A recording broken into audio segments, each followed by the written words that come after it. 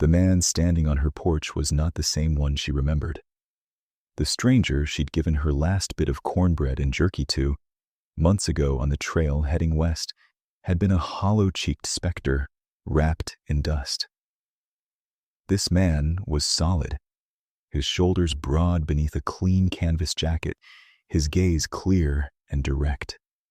He held his hat in his hands, turning the brim slowly, as if weighing the heft of his words before speaking them. Eliza Thorne kept her own hands clasped behind her back, a habit that kept them from fidgeting and betraying the tremor of exhaustion that lived in her bones. She did not acknowledge their first meeting. If he didn't, she wouldn't. Charity was a bitter pill, and she'd had no choice but to swallow it that day. She wouldn't force it on him now. "Ma'am," he said. His voice was low and even, like stones smoothed by a river. "Name's Silas Cole. I've taken up the claim west of yours." Eliza nodded, her face betraying nothing. She'd seen the smoke from his chimney for a week, a thin gray question mark against the vast Dakota sky. "I've seen you working the south fence line," he continued, his eyes flicking toward the sagging posts she'd spent 3 days failing to secure. "And I can hear the wind through your roof from my porch." Pride, hot and sharp, pricked at her. She lifted her chin. "I'm managing." "I don't doubt it," he said, and to her surprise, his tone held no pity, only a flat statement of fact. "But the ground will freeze hard in a month. That fence won't set properly and that roof won't last a blizzard."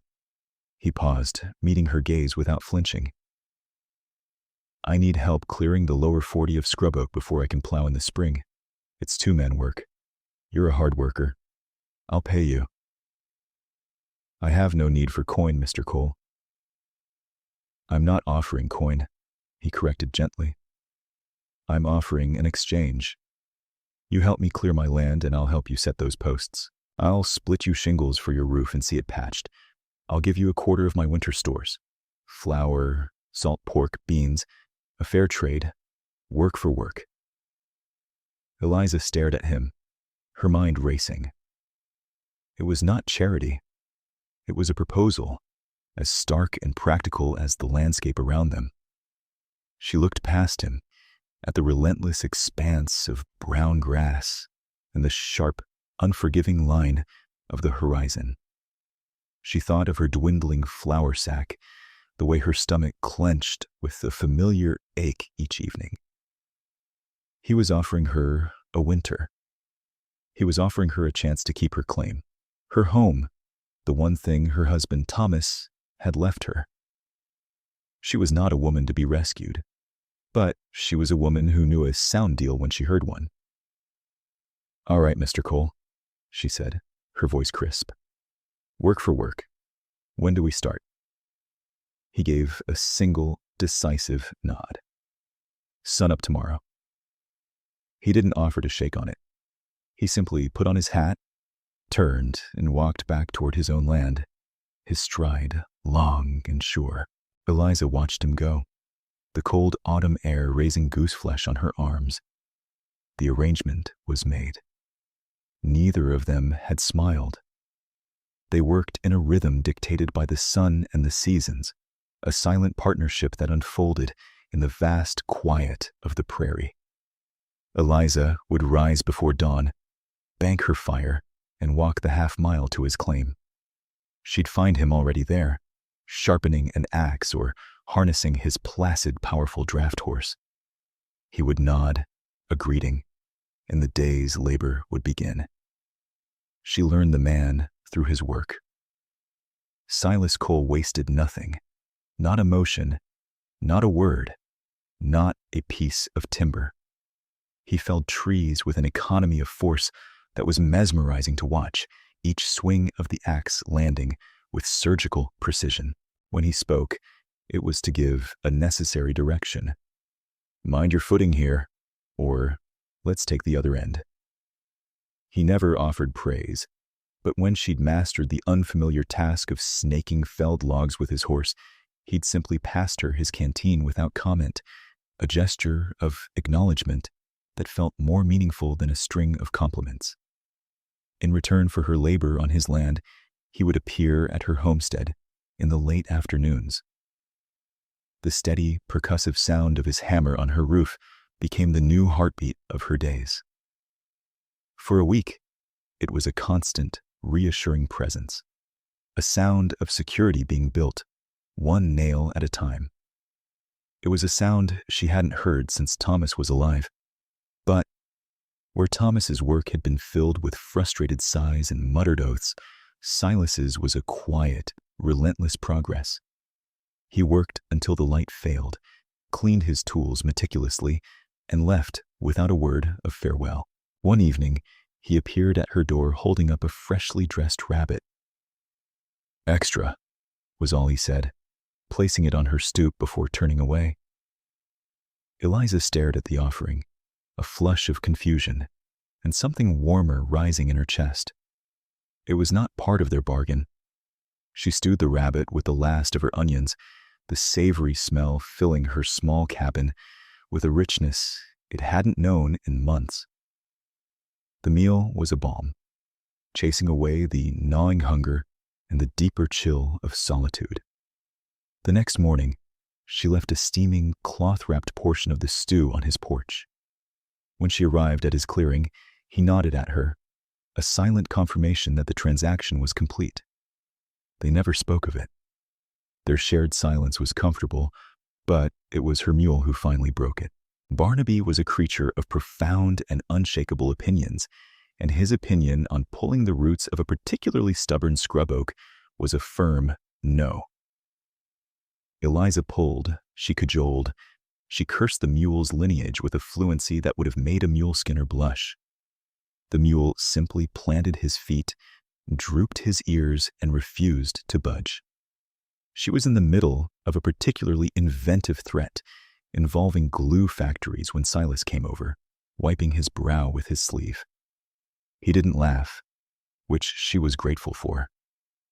He just looked at the mule, whose expression was one of deep philosophical objection, then at Eliza, whose face was flushed with fury. "He seems to have a firm opinion on the matter," Silas observed, his voice completely deadpan. The sheer understatement of it, the quiet absurdity of a man acknowledging a mule's intellectual position, struck her as so deeply comical that a laugh burst from her, loud and rusty from disuse. It felt foreign and wonderful. A corner of Silas's mouth twitched, the closest she'd ever seen him come to a smile. He walked over to Barnaby, murmured something too low for her to hear, and stroked the mule's nose. Then he picked up the rope. "Together," he said. And together, the mule, the man, and the woman pulled the root from the unyielding earth. The first blizzard of the season came without warning, a sudden, furious wall of white that descended from the north while they were mending the farthest section of her fence line. The wind screamed, stealing the breath from their lungs and reducing visibility to a few feet. Her cabin was too far. His was even farther. "The barn," she yelled over the gale. "We have to get to the barn." He nodded, grabbing her arm to steady her against a gust that threatened to tear her from her feet. They stumbled through the blinding snow, the world erased around them, until the dark shape of her small, sturdy barn loomed ahead. They half fell inside, slamming the heavy door against the storm. For a long moment, they just stood there, chests heaving, the sudden, muffled silence of the barn a stark contrast to the howling chaos outside. The air was cold and smelled of hay and animals. They were trapped. The hours crawled by. They sat on opposite sides of the barn, a small lantern casting long, flickering shadows between them. The intimacy was unnerving, a stark departure from the open-air buffer of their working arrangement. To break the oppressive quiet, Eliza asked a question she'd long wondered. "Why did you come out here, Mr. Cole?" To the Dakotas? He was quiet for so long, she thought he wouldn't answer. Then he spoke, his eyes fixed on the lantern flame. I was in a city back east after the war. It was loud, full of people talking all the time, saying nothing. I wanted a place where a man's work was the only thing that spoke for him. He looked over at her, his gaze direct in the dim light. And I kept walking. Got as far as your wagon one afternoon last summer. I was about to turn back. The simple statement landed in the quiet barn with the force of a physical blow. That day, you gave me that bread, he said, his voice unchanged. I hadn't eaten in 2 days. Eliza's breath caught in her throat. It wasn't a plea for sympathy or a declaration of gratitude. It was a fact, delivered with the same plainness as an observation about the weather. And in that moment, everything shifted. This entire arrangement, the roof, the fence, the shared stores, it wasn't a business deal. It was a debt she never knew was owed, being repaid with silent, steady labor.